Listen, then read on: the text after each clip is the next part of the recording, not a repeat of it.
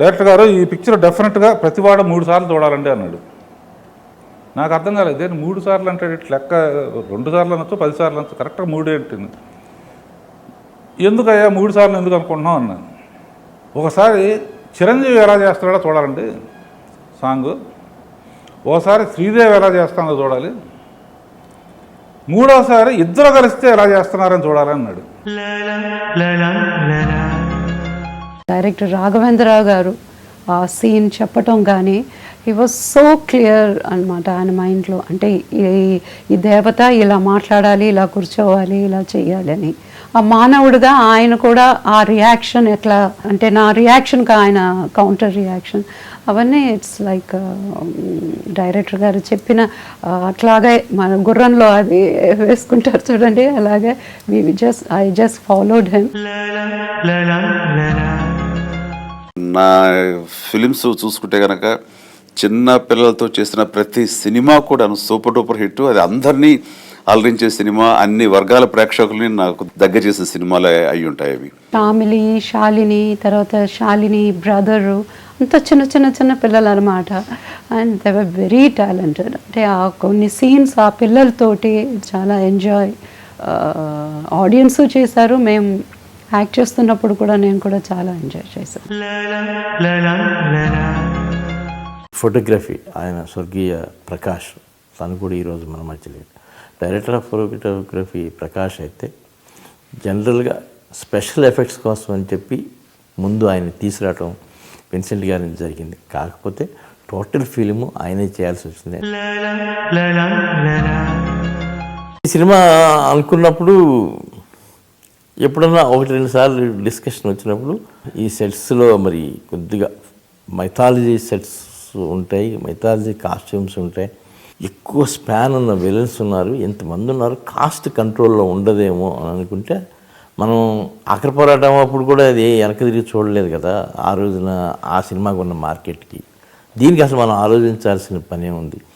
అంటే నాకు బహుశా మేబీ ది కాన్ఫిడెన్స్ చిరంజీవి గారు, శ్రీదేవి, ఇళయరాజా, సుందరరామూర్తి గారు, జంజాల్ గారు, వీళ్ళంతా పీక్ పీరియడ్లో ఉన్నారు.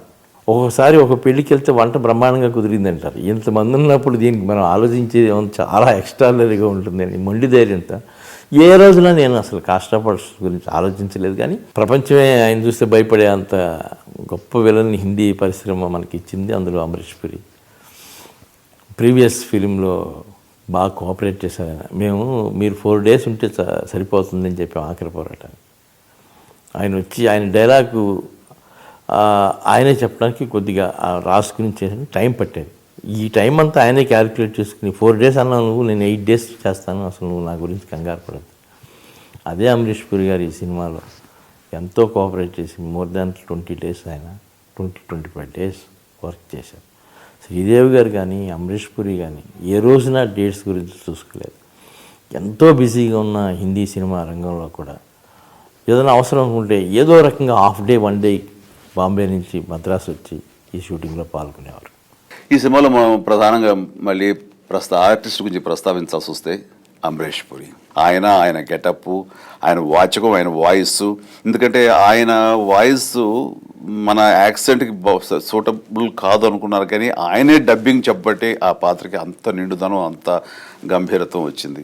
నేను ఎక్కువ ఏదైనా ఒక స్టోరీ తీస్తున్నాను అనుకున్నప్పుడు ఎక్కువగా నా ఫ్రెండ్స్ మెయిన్గా క్రాంతి కుమార్ గారితో డిస్కస్ చేసేవాడిని, అలాగే త్రివిక్రమ గారితో డిస్కస్ చేసేవాడిని. వాళ్ళిద్దరికీ స్క్రిప్ట్లు వినటం వలన, దాని మీద సజెషన్స్ ఇవ్వటం వలన, అలాగే నటుడు ప్రభాకర్ రెడ్డి గారు, ఇట్లా కొంతమందిని నాకు ఫ్రెండ్స్ అనే ఒక బ్యాచ్ ఉండేది. వాళ్ళకి ఎవరికి చెప్పినా చాలా బాగుంది కానీ కాస్ట్ చాలా ఎక్కువ అవుతుంది కదా, చాలా జాగ్రత్త అని. అంతెందుకు నాకు 4 సినిమాలు పనిచేసిన నేనంటే ఎంతో ఆప్యాయతగా ఉన్న కృష్ణ గారు కూడా ఒకసారి అన్నారు, కాస్ట్యూమ్ సెట్స్ బోర్డు అంత ఎక్కువ అవుతున్నాయో, జాగ్రత్తగా చూసుకుంటున్నారా బడ్జెట్ అని ఒక రోజున ఆప్యాయంగా అడిగారు.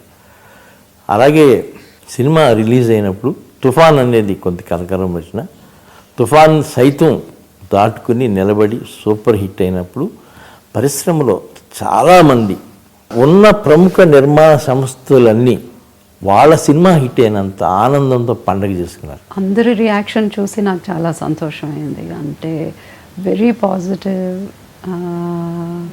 అందరూ ఆ సాంగ్స్ కానీ అంత సీన్స్ కానీ అంటే ఫుల్ పిక్చర్ చూసి అందరూ ఆ పిక్చర్ని చాలా మెచ్చుకున్నారు. అంటే నాకు పిక్చర్ చాలా విజయవంతం అవుతుంది అనుకున్నాను, కానీ ఇలాగ ఇంత పెద్ద విజయవంతం అయ్యి ఇంకా ఆ పిక్చర్ గురించి మాట్లాడుతున్నారు.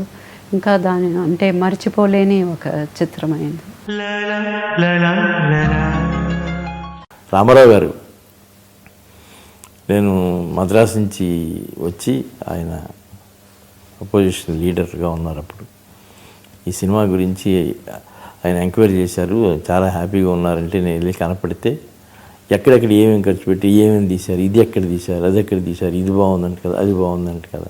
అట్లాగే 100 days ఫంక్షన్కి ఆయన ఇన్విటేషన్ ఇవ్వడానికి వెళ్తే నేను ఆ పొజిషన్లో ఉన్నా, నీకు ఏం కావాలో చెప్తే నేను ఏం కావాలన్నా చేసి పెడతాను. అలాంటి జగదేకవీరుడు ఈరోజు 25 సంవత్సరాలు అయిపోయిందంటే నిమిషాల్లో నమ్మబుద్ధి కాదు. మే 9 రిలీజ్ అని ఫిక్స్ చేయడం జరిగింది. సెన్సార్ ఆ రోజుల్లో మే 9 అని అనౌన్స్ చేసిన తర్వాత సెన్సార్కి వెళ్ళాం. మే 9 అనౌన్స్ చేసాం, ఆల్ పేపర్స్లో. సడన్గా మేము అందరం తమిళనాడులో ఉండేవాళ్ళం. సడన్గా 6వ తారీఖు 7వ తారీఖు నుంచో ఒక స్లైట్ అనౌన్స్మెంట్ స్టార్ట్ అయింది. తుఫాన్ వచ్చే అవకాశాలు ఉన్నాయి, తుఫాన్ వచ్చే అవకాశాలు ఉన్నాయి. అంతకుముందు కూడా సమ్మర్లో 1-2 తుఫాన్లు చూసాం. మనం అనౌన్స్ చేయగానే తుఫాన్ వచ్చింది, అప్పటికే మేము అనౌన్స్ చేసేసాం. కానీ ఆ తుఫాన్ ఆంధ్రాలో కాకుండా తమిళనాడులో కూడా బీభత్సంగా 8వ తారీఖు పడిన వర్షాలకి మా ప్రింట్లు కూడా లేట్ అయినాయి. ఆఖరి ప్రింట్లు వైజాగ్ వరకు వెళ్ళాల్సిన ప్రింట్లన్నీ హౌరా మెయిల్లో వేస్తే అది విజయవాడ పరిసర ప్రాంతాల్లోకి వెళ్ళి ఆగిపోయింది. మళ్ళా దాని నుంచి లారీల్లో ఆ ప్రింట్లన్నింటినీ అన్ని చోట్లకి వైజాగ్ వరకు ఆ 9th ఈవినింగ్ వరకు కూడా పంపించడం జరిగింది. తుఫాన్లో కొట్టుకుపోయిందన్నారు. రేకులు కొట్టిపోయినాయి చాలా థియేటర్లో. అసలు చాలా థియేటర్లు ఎక్కడో ఏ ఏరియాలో ఉన్నాయో కూడా తెలియనంత అలా అయిపోయింది. అట్లాంటి పరిస్థితిలో నార్మాలిటీకి రావడానికి 14-15 తారీఖులకి పట్టింది. ఈ నార్మాలిటీకి వచ్చిన తర్వాత ఎవరి ఇల్లు వాళ్ళు సర్దుకుంటుంటారు, ఎవరి వాళ్ళు చూస్తుంటారు. ఈ సినిమా గురించి ఎవరు పట్టించుకుంటారు? ఇది బాక్స్ ఆఫీస్ దగ్గర సినిమా బాగానే ఉండొచ్చు కానీ బాక్స్ ఆఫీస్ దగ్గర గల్లంతేనని చాలామంది అనుకున్నారు. కానీ కలెక్షన్ల సునామీతో సరికొత్త రికార్డ్స్ అన్నీ సృష్టించింది. నాకు ప్రియమిత్రుడు ఏఎస్ఆర్ ఆంజనేయులు గారు, స్వర్గీయ ఏఎస్ఆర్ ఆంజనేయులు గారు. పాప రాఘవేంద్రరావు గారు కూడా ఆ టైంలో 3 సినిమాలు డిసప్పాయింట్ చేసిన టైంలో ఎంతో కష్టపడి ఈ సినిమా చేస్తే ఇట్లా తుఫాన్లు ఇరుక్కుంది, ఏంటి మన పరిస్థితి అని ఆయన అచ్చంగా ఆయన ఇల్లు లేకపోతే నా ఆఫీస్లోనే ఎక్కడికి వెళ్ళకుండా నాతో పాటు ఉండేవారు. మా కమ్యూనికేషన్ వచ్చేది కాదు, ఏ ఫోను పనిచేయట్లేదు. 8వ తారీఖు నుంచి ఏఎస్ఆర్ ఆంజనేయులు గారు వచ్చి మనం మద్రాసులో కూర్చుంటే సరిపోదు, పదండి ఆంధ్ర వెళ్దాం, విజయవాడలో కూర్చుంటే వాళ్ళ పబ్లిసిటీలు మళ్ళీ రీపేస్ట్ చేయించి ఏదో చేయొచ్చు, అసలు షో పడితే రిపోర్ట్ వస్తుంది బయటికి, ఎక్కడెక్కడ ఏమేమి పడుతున్నాయో మనం తెలుసుకుందాం, ఈ కమ్యూనికేషన్ ఏంటి సూపర్ డూపర్ హిట్ అవ్వడం ఖాయం, పదండి అని ఆయన ఒక క్యారేజ్ నిండా భోజనం పెట్టుకుని మాకు నైట్ ట్రైన్లో ఆ రోజే ట్రైన్ స్టార్ట్ అయితే 13-14 నన్ను రాఘవేంద్ర గారిని తీసుకుని విజయవాడ వచ్చాను. ఏ కారణం లేకుండా ఎవరికి ఉపయోగపడిన దేవతగా బతకడం కన్నా మనిషి జన్మలో ఉన్న గొప్పతనాన్ని ఆ అమ్మాయి అర్థం చేసుకుంది కాబట్టే ఆ ఉంగరాన్ని తీసేసి ఇతనితో ఉండాలని డిసైడ్ చేసుకుందని నా ఉద్దేశం. అది ఎంతవరకు ఆడియన్స్కి అర్థమైందో డెఫినెట్గా అర్థమయ్యే ఉంటుంది. బట్ ఉంగరాన్ని ఏం చేయాలి?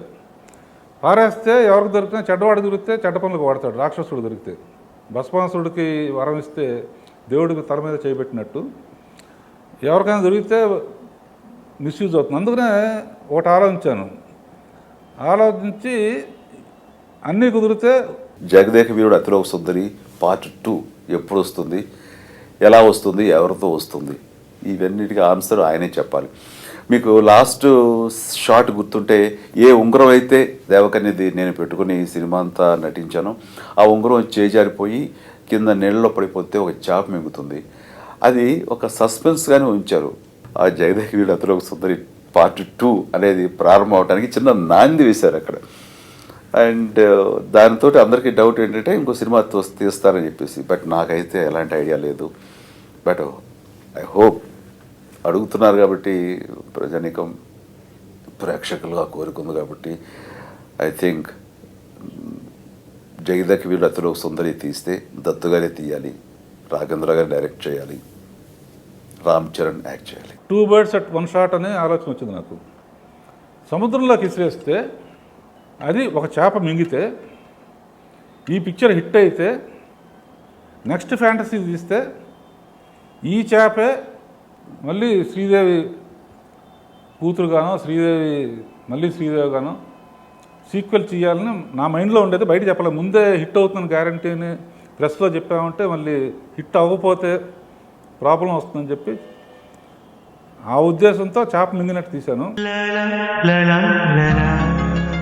దత్తు గారు ఫోన్ చేసి ఏమో ఇదిలాగా 25 సంవత్సరాలు అయిపోయిందంటే ఒక్క నిమిషం నేను హలో 25 సంవత్సరాలు, ఇట్ వాస్ లైక్ షాకింగ్ అనమాట. ఈ 25 సంవత్సరాలు ఎలా అయిందని. సో అతిలోక సుందరి తర్వాత జగదేక వీరుడు మళ్ళీ తీయాలి అంటే అది రాఘవేంద్రరావు గారే డిసైడ్ చేయాలి. నా మైండ్లో ఎప్పటికైనా చిరంజీవి కనపడతాడు, శ్రీదేవి కనపడుతుంది. ఆఖరిగా బావా మామూలుగా మనిద్దరం ఎప్పుడు మాట్లాడినట్టు మాట్లాడుకుందాం. జగదేక వీరుడు అతిలోక సుందరి ఎప్పుడు నువ్వు మీ ఆవిడ నేను సక్సెస్ అయ్యి అంతా బాగా 100 days సెలబ్రేషన్ ఏదో ఎక్కడి నుంచి వస్తున్నా గుర్తులేదు, కానీ ట్రైన్లో వస్తున్నాం. వచ్చేటప్పుడు వినయ గుర్తుంచుకో, తెగంగానే బావకు 118 అప్పుడు ఫియట్ కారు ఒకటి కొత్తగా వచ్చిందన్నమాట. ఆ కారు తాళాలు ఇవ్వాలన్నావు గుర్తుంచుకో. ఇంకా కారు తాళాల కోసం వెయిట్ చేస్తున్నాను. 118 ఖండం కూడా అయిపోయింది. ఈ sequel to Jagadeka Veerudu Athiloka Sundari sequel తీయాలని చాలా ఉవ్విళ్ళూరుతూ 4-5 ఏళ్ళుగా కష్టపడుతున్నాను. ఇటీవల కాలంలోనే దీనికి సంబంధించి ఒక మంచి థాట్ ప్రాసెస్ జరుగుతుంది, అయిపోయింది. తొందరలోనే దాని సీక్వెల్ టు గురించి చెప్తాం.